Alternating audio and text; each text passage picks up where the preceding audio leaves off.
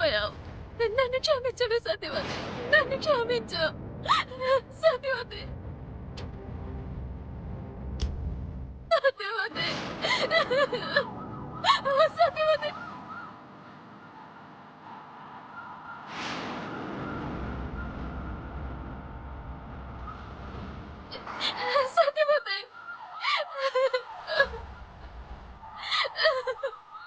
సత్యవతి సత్యవతి సత్యవతి.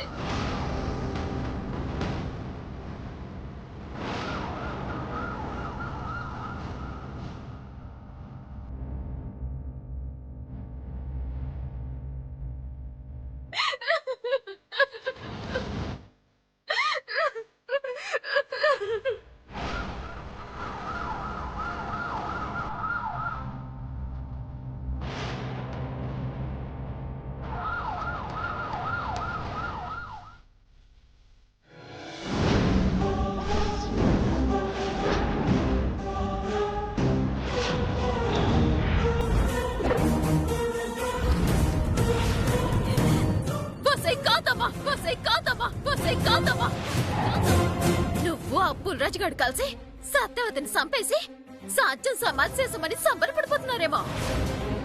నిన్ను వదల్లే. నిన్ను ఆ పుల్రాజుగాడిని కోటు బోనెక్కించి జైల్లో సిప్పకుడు తినిపించకపోతే నా పేరు చిట్టమే కాదు. ఏడిసావు. పెద్ద పోటుగత్తెలాగా ఆ సత్యవతిని ఇంట్లో దాచావు. ఏమైంది? వీధిలోకి రాగానే కుక్క చావు చచ్చింది. నీ అదృష్టం బాగుంది కాబట్టి బతికావు. లేదంటే ఆ సత్యవతితో పాటు నిన్ను కూడా ఆ యముడి దగ్గరికే పంపించేదాన్ని.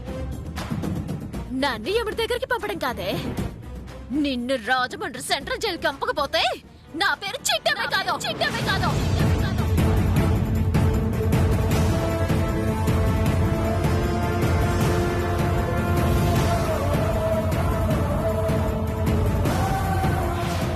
అమ్మా, ఇదేంటి శపథం చేస్తుంది? ఉన్న సాక్ష్యం కూడా చచ్చింది కదా, ఆయన అంత పొగరుగా మాట్లాడుతుందేంటి? దానికున్న ఏకైక ఆస్తి ఆ పొగరేనే. వెళ్ళి కోర్టులో ఆ పొగరు కూడా దించేద్దాం.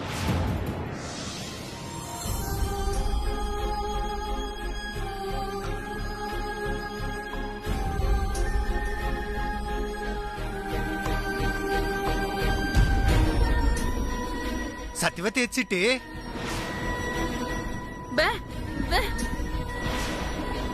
అడుగుతుంటే చెప్పవేటి తల్లి? సత్యవతి ఏది? సత్యవతి సత్యవతి చచ్చిపోయింది నాన్న.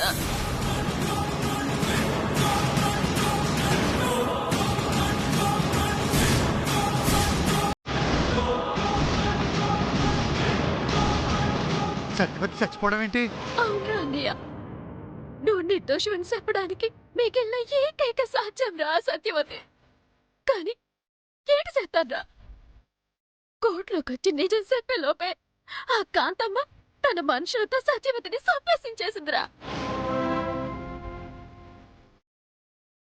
ఏంటమ్మా చిట్టి నువ్వు చెప్పేది? అవును సారు.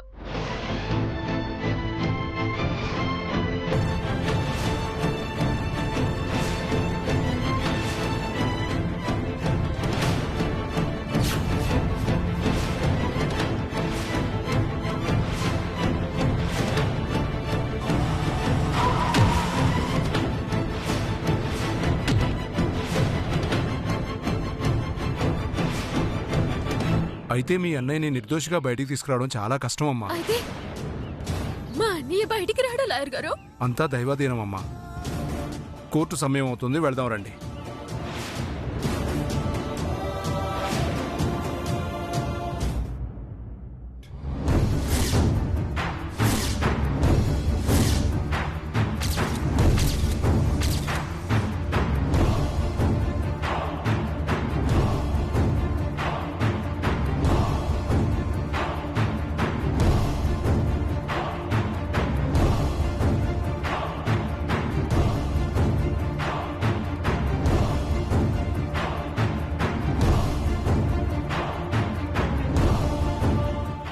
మిలాడ్, ఇలా చెప్పాల్సి వస్తున్నందుకు చింతిస్తున్నాను. కారణం, నా క్లయింట్ సత్యవతి ఈరోజు మరణించింది. వాట్? సత్యవతి మరణించిందా? అవును మిలాడ్. పరమ పవిత్రమైన ఈ కోర్టు ప్రాంగణం ముందే తనను అతి దారుణంగా అతి కిరాతకంగా చంపేశారు.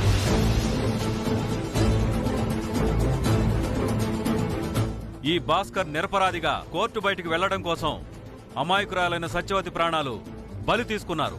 అబద్ధం, పచ్చి అబద్ధం అండి. వాళ్ళ సత్తమ్మ సావుకి మాకు ఎలాంటి సంబంధం లేదండి. ఇదిగో ఇక్కడ కూసుందే ఈ కాంతమ్మ, సత్యవతిని సంపించేసింది ఈ కాంతమేనండి. Order order order. మీరేదైనా చెప్పదలుచుకుంటే బోన్లోకి వచ్చి చెప్పండి.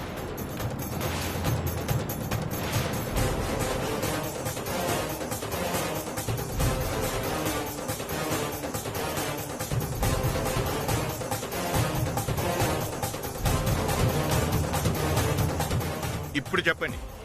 జడ్జి గారు, మీరు దేవుళ్ళు అంటారు. మా అరుపులు ఏడుపులు ఈ లాయర్ గారికి తప్పుగా అనిపించొచ్చు గాని మీకు అలా అనిపించమనుకుంటున్నానండి. నిజానికి మా అన్నయ్య నిర్దోషండి. నా మీద కోపంతో కచ్చతో నన్ను సాధించాలన్న ఉద్దేశంతో అదిగో అక్కడ కూసింది ఆ కాంతమ్మ. ఆవిడ గారే ఆ సత్యవతిని అప్పు పేరుతో మా ఇంట్లో అడుగు పెట్టించిందండి. అవసరం లేకపోయినా ఆ సత్యవతి మా అన్న పైన పడి పడి మాట్లాడేది. వాళ్ళిద్దరూ ప్రేమికులే అన్నట్టుగా నాటకం ఆడిందండి. అది చూసి నా కళ్ళే నన్ను మోసం చేశాయి. తీరా ఆరా తిత్తే అదంతా అబద్ధమని, ఈ కాంతం ఆడించిన నాటకమని ఆ సత్యవతి స్వయంగా నాతో చెప్పిందండి. I object your honour. చిట్టెమ్మని కొన్ని ప్రశ్నలు అడగాలనుకుంటున్నాను. Permission granted. మీ పేరు?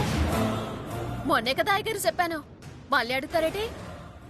అడిగిన దానికి సమాధానం చెప్పు. నీ పేరు? పసుపులేటి చిట్టమ్మ. సత్యవతి కాంతమ్మ గురించి ఎన్నో నిజాలు చెప్పిందన్నావు. ఎప్పుడు చెప్పింది? ఎక్కడ చెప్పింది? మా ఇంట్లోనే చెప్పిందండి. మీ ఇంట్లో చెప్పిందా? తనుండేది హాస్పిటల్లో కదా. తను హాస్పిటల్లో స్పృహలో లేదు కదా. స్పృహలో లేని సత్యవతి ఈ విషయం నీకెలా చెప్పింది? బహుశా నీ కల్లోకి చెప్పిందా? మీది కాకినాడ ఏటండి? ఎందుకు? ఏట్లేదండి, మీరు కూడా నాకులాగే ఏటకారాలు ఆడుతుంటేనో.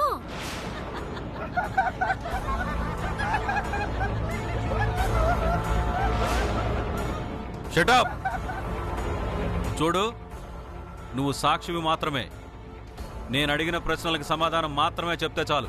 చెప్పు, స్పృహలో లేని సత్యవతి నీతో కాంతమ్మ గారి గురించి ఎలా చెప్పింది? ఆవిడ స్పృహలో లేని మాట నిజమేనండి. కాకపోతే నాకు చెప్పినప్పుడు మాత్రం స్పృహలో ఉందండి. ఎందుకంటేనండి, ఈ కాంతమ్మ గారు సత్యవతిని సంపించేసేయాలని పెద్ద ప్లానింగే చేశారండి. వాట్? సత్యవతిని చంపడానికి కాంతమ్మ గారు ప్లాన్ చేశారా? అవునండి. ఆవిడ్ని చంపాల్సిన అవసరం కాంతమ్మ గారికి ఏముంది? చాలా ఉందండి.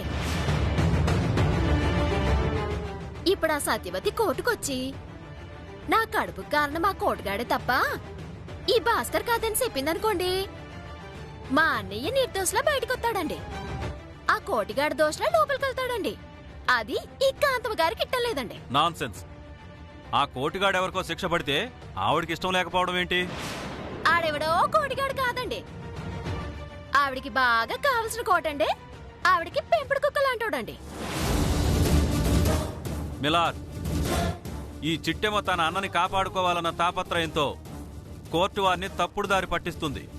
ఎందుకంటే అసలు స్పృహలో లేని సత్యవతి చిట్టెమ్మకి కాంతమ్మ గారి గురించి చెప్పడం ఏంటి?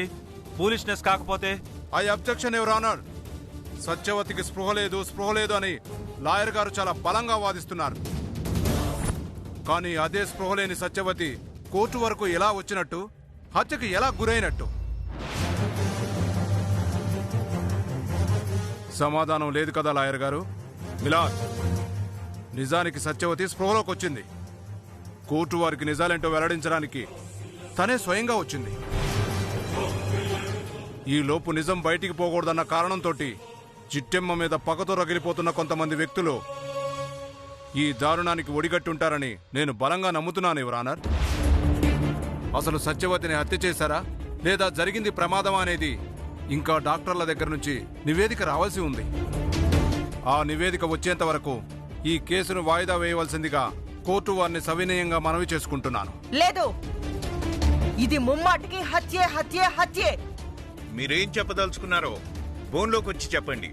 జడ్జి గారు, మీరు అనుమతిస్తే నేను చిట్టెమ్మని కొన్ని ప్రశ్నలు అడగాలి. Permission granted. మీరేం అడగాలనుకున్నా అడగొచ్చు.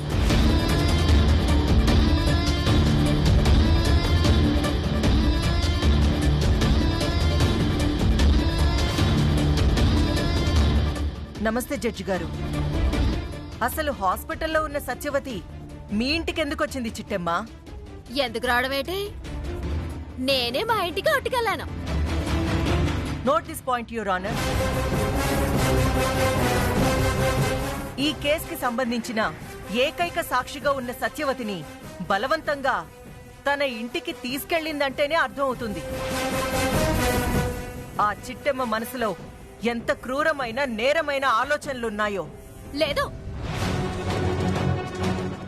నీ బారి నుండి సత్యవతిని కాపాడటానికే మా ఇంటికి తీసుకెళ్లాను. సరే, నువ్వన్నట్టుగా నేను నిజంగా సత్యవతిని చంపాలి అనుకుంటే సత్యవతిని ఏ పోలీస్ స్టేషన్లోనూ పెట్టాలి, కానీ మీ ఇంటికి తీసుకెళ్ళడం ఏంటి? అబ్బా, భలే పాయింట్ అడిగారండి. చెప్పు చిట్టమ్మ, సత్యవతిని నిజంగా కాపాడాలనుకుంటే పోలీస్ స్టేషన్కి తీసుకెళ్లాలి గాని మీ ఇంటికి తీసుకెళ్లమేంటి? నేను చెప్తాను యువర్ ఆనర్.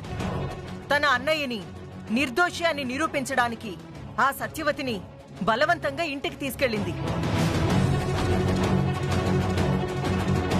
కోర్టులో అబద్ధం చెప్పమని ఒత్తిడి తెచ్చింది. కానీ సత్యవతి అందుకు ఒప్పుకోలేదు. నువ్వు నన్ను చంపినా సరే నిజాలే చెప్తానంది. దాంతో పగతో రగిలిపోయిన ఈ చిట్టెమ్మ కోర్టు బయట తనని యాక్సిడెంట్ రూపంలో చంపాలని ప్రయత్నం చేసింది. అందులో సక్సెస్ అయింది. సత్యవతి మరణించింది. ఆమెతో పాటు సాక్ష్యం కూడా కనుమరుగయ్యింది.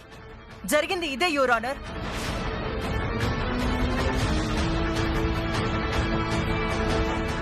జడ్జి గారు, మీరు అనుమతిస్తే కాంతమ్మ గారిని కూడా నేను 2 ముక్కలు అడుగుతానండి.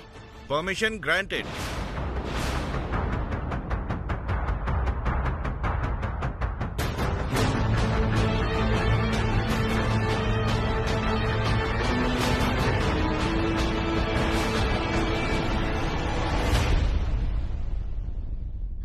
కాంతమ్మ గారు, అసలు ఆ సత్యవతి మీకు ఏటైద్దండి? సత్యవతి నాకేమవుతుంది? నా వార్డులో ఒక ఓటర్. ఓహో, మీ వార్డులో ఇలాంటి కేసులు ఒక 100 ఉన్నాయండి. వాళ్ళందరూ రోజు కోర్టుకొస్తారండి. వాళ్ళ తరపున ఒక్కరోజు కూడా మీరు కోర్టుకు రాలేదు కదండి. మరి ఇప్పుడు ఎందుకు వచ్చారండి? అబ్బా, ఏం పాయింట్ అడిగావమ్మా. Note this point your honour.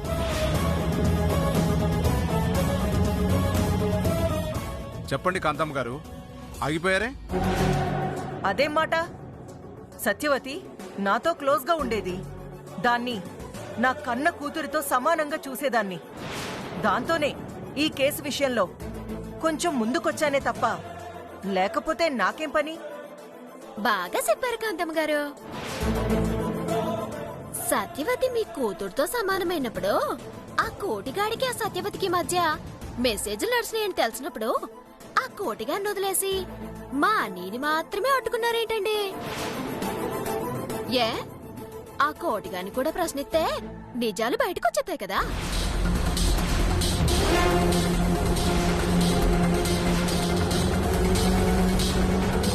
Notice point your honour. కోటి అనే వ్యక్తికి సత్యవతికి మధ్య సంభాషణలు జరిగాయని తెలిసి కూడా కాంతమ్మ గారు అవేవీ పట్టించుకోకుండా కేవలం భాస్కర్ వెంటే పడటం, భాస్కర్ని మాత్రమే నిందితుడు అనడం కరెక్ట్ కాదనిపిస్తోంది. ఈవిడ మనసులో ఏదో దురుద్దేశం ఉందనిపిస్తోంది. అంతే కదా జడ్జి గారు. ఈ కాంతమ్మకి నాకు మధ్య ఎన్నో సార్లు ఎన్నో గొడవలు అయ్యాయండి. అది ఈ కాకినాడ జనమందరికీ తెలుసండి. కాదని ఈ కాంతమని చెప్పమానండి. అడుగుతుంది కదా కాంతమ్మ గారు, చెప్పండి. గతంలో మీకు చిట్టెమ్మక మధ్య గొడవలేమన్నా జరిగాయా? గొడవలంటే చిన్న చిన్న గొడవలండి, అంతే. కాదండి, చాలా పెద్ద గొడవలే. అవి ఎప్పుడు జరిగాయో తెలుసా అండి? అవన్నీ ఇప్పుడెందుకు? ఇదిగోండి జడ్జి గారు, ఈ చిట్టమ్మ చెప్పినట్టుగా నాకు ఈ చిట్టమ్మకి మధ్య చాలా గొడవలు జరిగాయి. అయితే మాత్రం ఈ కేసుకి దానికి ఏంటి సంబంధం? సంబంధం ఉంది. నా మీద కోపంతోనే మా అన్నీని జైలుకి పంపించాలనుకుందండి. మా అన్నీని జైలుకి పంపించడం కోసమే సత్యవతిని పావులా వాడారండి.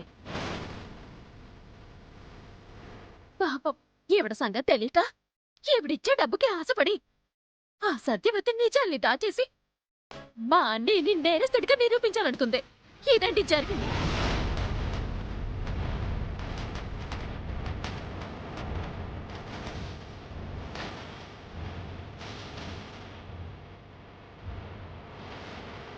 ఈ కేసు పూర్వాపరాలు పరిశీలించిన పిమ్మట చిట్టెమ్మ వాదనలు నిజమా, కాంతమ్మ వాదనలు నిజమా తెలియడానికి 2 రోజులు ఈ కేసును వాయిదా వేయడమైనది. అప్పటి వరకు నేరారోపణ ఎదుర్కొంటున్న భాస్కర్ ఈ కాకినాడ దాటి వెళ్లకూడదని, ఒకవేళ వెళ్లాల్సిన పరిస్థితులు ఎదురైనా పోలీసు వారి అనుమతి తీసుకోవాలని ఆదేశిస్తున్నాను. The court is అడ్జర్న్డ్.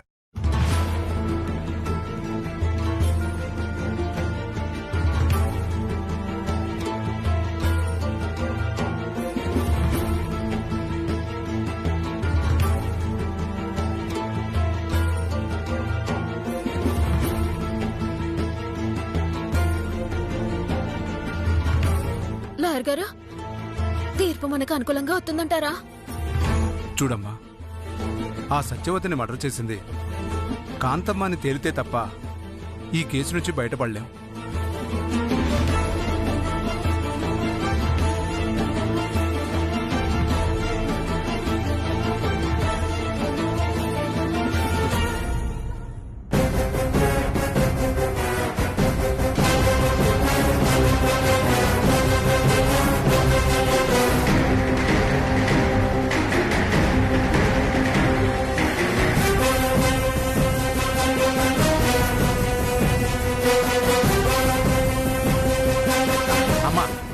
కాసిని మంచినీళ్ళు తాగి వచ్చేస్తామమ్మా.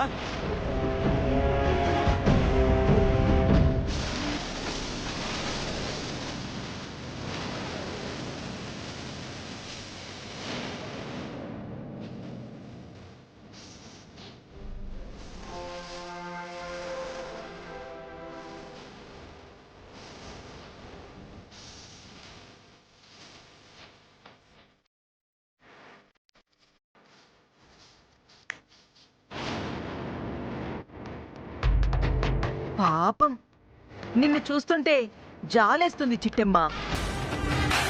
ఇదే కోర్టు ముందు తొడగొట్టి మమ్మల్ని పడగొట్టేస్తానని శపథాలు చేసి మరీ లోపలికెళ్ళావు. ఏమైంది? జడ్జి గారు చి తూ పో అనేసరికి సిగ్గుతో చావాలనిపిస్తుందా? అవమానానికి ఆత్మహత్య చేసుకోవాలనిపిస్తుందా? ఏ తప్పు చేయని మేమే సిగ్గుతో సావాలనుకుంటే ఇప్పటికీ 1000 తప్పులు చేసిన నువ్వు ఎన్నిసార్లు సావాలనుకోవాలి కాంతమ్మా?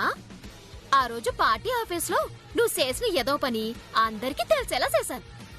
అందరి ముందు నీ పరువు తీశాను. ఆ రోజే నువ్వు సచ్చుండాలా, కానీ నువ్వు సావలేదే. ఎందుకంటే నీది సిగ్గులేని జన్మ కదా. ఆ తర్వాత రచ్చబండ దగ్గర ఓట్ల లెక్కింపులో నువ్వు చేసిన ఏదో పని బయట పెట్టానా? అవమానంతో ఆ రోజే నువ్వు సచ్చుండాలా, అయినా సావలేదు. ఎందుకంటే నీది సీము నెత్తురులేని బతుకు కనుక. మా అమ్మని అంత మాట అంటావే? జాజి కొట్టానంటే ఎల్లి కాకినాడ బీచ్ లో పడతావు. పెద్దోళ్ళ మేము మాట్లాడుకుంటుంటే నువ్వేటే మధ్యలో పొడింగిలాగొత్తావు. చూడు కాంతమ్మా, ఇళ్ళలు గాని పండగ కాదు, పందిరే గాని పెళ్లి కాదు. అలాగే కోర్టు వాయిదా వేసినంత మాత్రాన మా అన్నయ్యకి శిక్ష పడిపోదు. ఈ రోజు జడ్జి గారు శిక్ష వేసుండకపోవచ్చు. 2 రోజుల తర్వాత అయినా ఖచ్చితంగా శిక్ష పడి తీరుతుంది. అలా పడేలా చేసే బాధ్యత నాది. సిట్టే, ఓ చిన్న మాట చెప్తాను, ఏటనుకోగా? ఏడ్రానియా? ఇప్పుడు ఈ కాంతమ్మ ఎలాగోలా నాకు చచ్చబడిపోతుంది అంటుంది కదా, నేను పని చేద్దాం అనుకుంటున్నాను. ఎంతసేపు రా అన్నయ్య? ఎలాగో ఆ సత్యవతిని చంపానని ఆ కాంతమే సాక్ష్యం చెప్పుద్ది కదా, పనిలో పనిగా ఈ కాంతం కూడా లేపేసామనుకో మన పట్టి దరిద్రం వదిలిపోద్ది. ఎన్ని హత్యలు చేసినా అదే శిక్ష కాబట్టి నేను చక్కగా జైల్లో కూర్చుంటాను. ఏంటంటావు? ఏంట్రా నన్ను చంపేస్తావా? యా డౌటా? నేను గనక జైలుకి వెళ్ళే పరిస్థితి వచ్చిందనుకో నేరం చేయకుండా వెళ్ళను, ఖచ్చితంగా నేరం చేసి వెళ్తాను. ఆ నేరం ఏంటో తెలుసా? నీ మట్రింగో. అయినా దీంతో సొల్లు మాటలు మనకేంటి, పదా వెళ్దాం. ఏ చిట్టమ్మా, సత్యవతికి కడుపు చేయడమే కాకుండా కోర్టులో సాక్ష్యం చెప్పకుండా ఆ అమ్మాయిని మర్డర్ చేసినందుకు నీ అన్నకు మినిమం 14 ఏళ్ల జైలు శిక్ష లేదా ఉరి శిక్ష పడటం ఖాయం. ఆ విషయం మీ లాయర్ గారికి కూడా తెలుసు. అనుమానం ఉంటే అడిగి తెలుసుకోండి. పదండి.